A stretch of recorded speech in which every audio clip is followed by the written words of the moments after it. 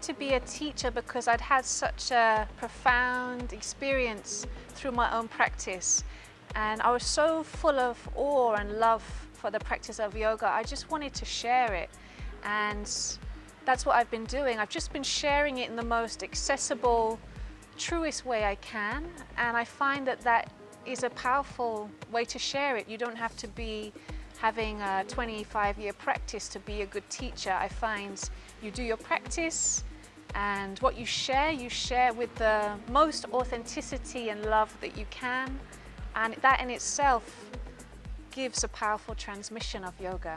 And so that's why I want to teach, to share the love of yoga.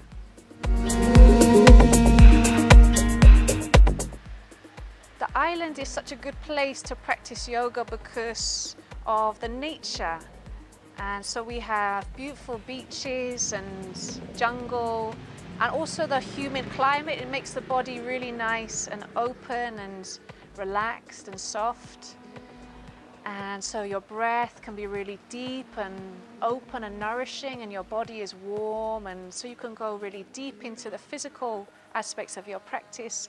And as well as this, you have this kind of magical cocoon of the island's energy, and it holds you and it allows you to go really deep into your yoga practice just by creating this space in which you feel like you have the time and the passion to really explore yoga. Also, having so many people around you who are so passionate about yoga is inspiring.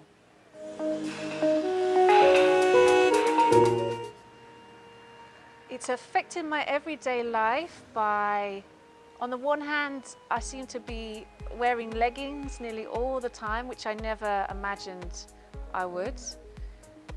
And in a deeper way, it has transformed everything. There's a really good video on YouTube by a teacher called Richard Freeman. He says yoga destroys your life.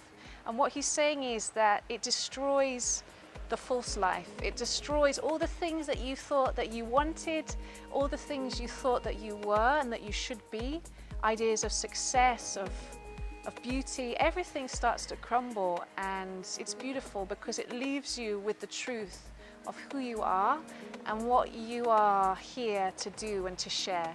So it affects everything. It affects how I eat. It affects how I sit in nature with presence, how I make love, how I celebrate.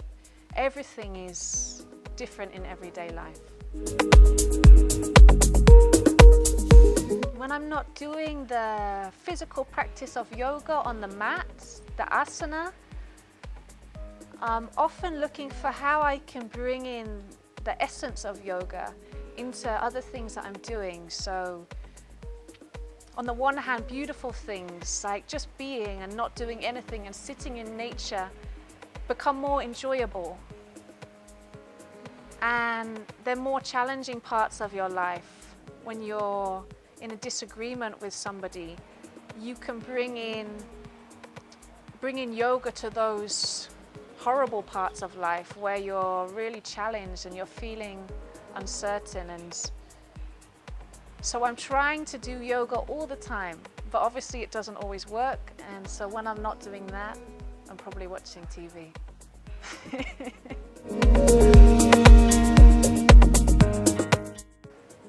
My personal yoga philosophy would be about looking at the word yoga and keep coming back to this word yoga. What does it mean? Our best translation of it is connection or union. So sometimes when we practice modern yoga, we're really disconnected. We're not connected. We're competing, or we're pushing, or we're forcing, and this is not yoga. So finding that connection and to keep coming back to yoga as a practice of love and connection and humanness, that would be my personal philosophy. Always remembering yoga is to connect us back to ourselves, the root of who we are, and to each other, so that we can be one big interconnected human family.